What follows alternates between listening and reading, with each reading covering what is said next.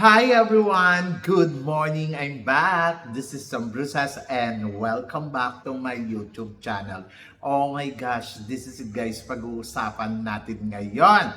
Pambato ng La Union. Aariba ba? Yan ang tatalakayin natin ngayon. But before anything else, hello Philippines and hello beautiful people. Mabuhay! Kamusta kayong lahat? Sana lahat po kayo ay okay at safe ngayong araw na ito. At syempre sa lahat naman ng mga bago nating subscribers dyan, hello po sa inyo lahat. Maraming salamat guys sa pag-subscribe ninyo. Syempre dito sa channel ko. At syempre sa lahat naman ng makamamasam dyan na laging sumusuporta dito. Araw-araw, lagi-lagi. Maraming salamat guys sa inyong lahat. Syempre usapang Miss Universe Philippines tayo ngayon. Alam ko lahat kayo excited dahil ito na nga finally, pinakilala na kahapon yung half ng kandidata dito sa Miss Universe Philippines. At dito pa lang sa half masasabi natin ako ang titindi ng mga candidates. Talagang makikita mo talaga kung sino yung bongga, kung sino yung palaban. Pero ito ang mas bongga dahil ang pambato ng La Union finally, i-reveal na nila ng todo-todo. At ito nga, kumpirmado sa sali ang pambato ng La Union na wala nang iba kundi si Bea Milan Windorski. Yes! Excited ako para dyan dahil nga ito na nga, di ba? Hinihintay natin kung ito ba ay kumpirmadong sasali dito sa Miss Universe Philippines.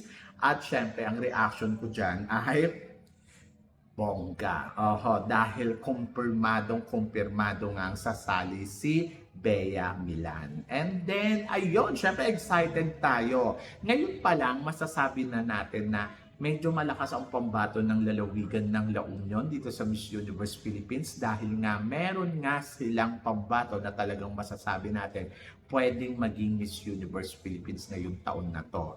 Sa tingin ko pa lang, ngayon pa lang talagang masasabi ko, oh my gosh, mukhang ito ang madanalo. Yung kumbaga parang malakas yung pakiramdam mo na ay magaling to, ay lalaban to, ay pwede tong manalo, ay eto yata ang magwawaging Miss Universe Philippines, di ba? Kasi nga, dahil nga sa execution ng babaeng to at yung talino, at yung ganda. Kumbaga, masasabi mong complete package siya for the Miss Universe Philippines at doon pa lang, masasabi ko na no. I think eto to. Eto to. Siya yung mag-uuwi ng corona ngayon ng Miss Universe Philippines. Kasi nga, yung nakikita mo kasi sa kanya, talagang masasabi mo na ay Catriona Gray level. Hindi ko naman sinasabi na katulad siya ni Catriona, pero kasi yung level ng beauty, yung level ng quality, yung level na masasabi mo, ay nako, eto, kaya netong mag-top 5 uli sa Miss Universe or kayang manalo ng Miss Universe. Alam ko yung iba, ang reaction medyo nagtataas ng kilay. Pero kasi, kung titingnan mo kasi ang quality niya, kumpara sa mga kandidata, kumbaga medyo talagang level up siya. Ang hihintayin mo na lang dito, syempre, kung paano niya ilalaban ang sarili niya. Pero sa tingin ko naman, mukhang marunong si girl. At ang maganda sa kanya, matangkad. Talagang masasabi mo, oh my gosh, yung height palang winner na eh. Tapos bukod doon sa height, makikita mo sa kanya yung the way kung paano siya magbitaw ng salita, mag-isip kung ano ang sasabihin, and then yung beauty. Actually, yung tinignan ko nga kagahapon, parang ang perfect ng mukha kasi ang ganda ng hugis ng mukha, pang beauty queen talaga. Perfect. Ang haba ng mga bias, ang haba ng height, di ba? Kumbaga parang kung titignan mo siya, perfect na perfect for the Miss Universe. Di ngayon, yung styling pa na nakikita mo sa kanya sa mga photos niya, ay yun talaga yung panalo. Kumbaga parang ay okay, level talaga siya ng Catriona Gray level. Mas maganda nga lang si Catriona. Ang tingin ko mas maganda si Catriona. Pero yung ganda nito hindi mo pwedeng isnabin. Kasi lumilevel na. Oho, kumbaga parang kung si Atisa nakarating sa top 5 sa Miss Universe, ay kung siya ang mananalo Miss Universe Philippines, I think babalik tayo sa top 5 sa Miss Universe. Kasi imposible sayangin to. Yung iba sinasabi nila, "Ay, nako, hindi naman tayo mananalo sa Miss Universe." Hindi natin alam, di ba? Pero at least kapag ganitong klaseng kandidata ang pinanalo mo sa Miss Universe Philippines, doon mo mararamdaman na, okay, kaya neto maka-top 5. 100%. Parang siguradong magta-top 5 to. Kung gusto natin makonsistent ha, tapos parang dito, hindi nila kayang basta-basta itagilig yung pambato natin. Kumbaga talagang masasabi mo, malakas ang laban dahil yung quality. Yung quality niya bilang girl, yung quality niya bilang kontesera, yung quality niya bilang beauty queen. Hindi naman niya papansinin doon sa Miss Earth kung wala yan quality. So kaya yan nakarating sa top 4 ng ng Miss Earth kasi yung quality. Sayang nga lang hindi nga lang nanalo, di ba? So yon. Pero siguro dahil nga may purpose, so baka ang purpose ay maging Miss Universe. Parang Catriona Gray level lang yan. Si Catriona hindi nanalo Miss World. Bakit? Kasi magmi-Miss Universe pala. And then, I think, ayun din yung nakikita ko. But feeling ko talaga, kung ito ang ipapadala mo sa Miss Universe, parang feeling ko, baka maibalik ang corona ng Miss Universe sa Pilipinas. Kasi, sana lang talaga maging fair ang Miss Universe, no? Kasi talagang may laban.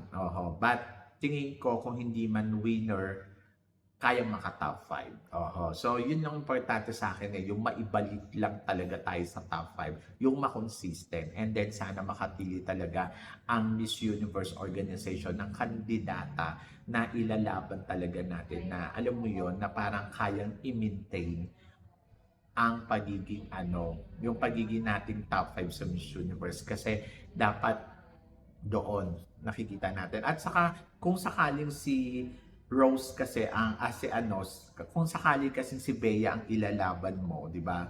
Parang ang tingin ko, yung quality niya kasi parang hindi matatanggihan ng organization na kahit sino, na parang makikita kagad, okay, quality girl siya. Saka magiging malakas talaga yung laban ng Pilipinas kung sakaling siya yung ipapanalo. Pero syempre, kailangan i-prove sa atin ni Bea. Parang feeling ko wala naman siya ipoprove. Pero ayun nga, kailangan ipakita pa rin ni Bea, syempre, yung laban na gagawin niya dito. And then, I'm so excited kasi parang feeling ko, she well prepared sa competition. So, nakita naman natin yung mga photoshoot niya. Photoshoot pa lang talagang ginagalingan na at pinaghahandaan talaga. Kumbaga marunong So, doon mo makikita ay ito quality candidates to. Marunong maglaro. And I'm so excited sa magiging game niya dito talaga sa Miss Universe Philippines. Sa ngayon, isa siya sa mga nakikita ko talaga na malakas, kakabog, at parang feeling ko ay aariba ng todo-todo sa competition ng Miss Universe Philippines. Ngayon pa lang nakikita ko na, okay, malakas ang laban niya. At talagang masasabi mo na ito ang isa sa mga pwedeng manalo ngayong taon na to because of her quality. So para tayong kumuha, para tayong may kandidata na Catriona Gray level ngayong taon na to. Hindi ko naman ina-underestimate yung iba kung kaya din nilang manalo. Kumbaga challenge to. Pero I go for Bea Milan, para sa competition ng Miss Universe Philippines. Kasi parang feeling ko, she's one of the perfect talaga. And then looking forward ako sa magiging challenge ng Miss Universe Philippines ngayong taon na to at tingnan natin kung paano niya to ipapanalo. Magiging easy to para sa kanya dahil meron na siyang experience sa international stage and then parang feeling ko mas madali sa kanya ang Miss Universe Philippines. But let's see, di ba? Kasi hindi pa naman napapakilala lahat. But ngayon pa lang masasabi ko, ang Miss Universe Philippines ngayong taon na to. Diba? So, yon. And I hope na sana ganun ka din, ma-excite ka din. And then, looking forward ako kung sino nga ba ang mga magsasalpukan. Kumbaga parang hindi lang naman si Bea ang nakikita ko na potential eh. Meron ding iba. Pero syempre, sa kanya natin i-reveal yun. So yun. So pero kayo guys, ano guys ang tingin ninyo sa pambato ng La Union? So tingin ba ninyo siya kaya ang hinihintay para makuha uli natin ang Miss Universe sa international stage uli? Kumbaga parang tingin ba ninyo babalik ba sa atin ang corona kung sakali siya ang ilalaban? At siya kaya ang mananalo Miss Universe Philippines ngayong taon na to. So please comment below para at least malaman ko naman kung ano naman ang chika mo dito sa mga tinatalakay natin. Syempre maraming salamat sa inyong lahat sa support at pagmamahal na binibigay ninyo syempre dito sa channel ko.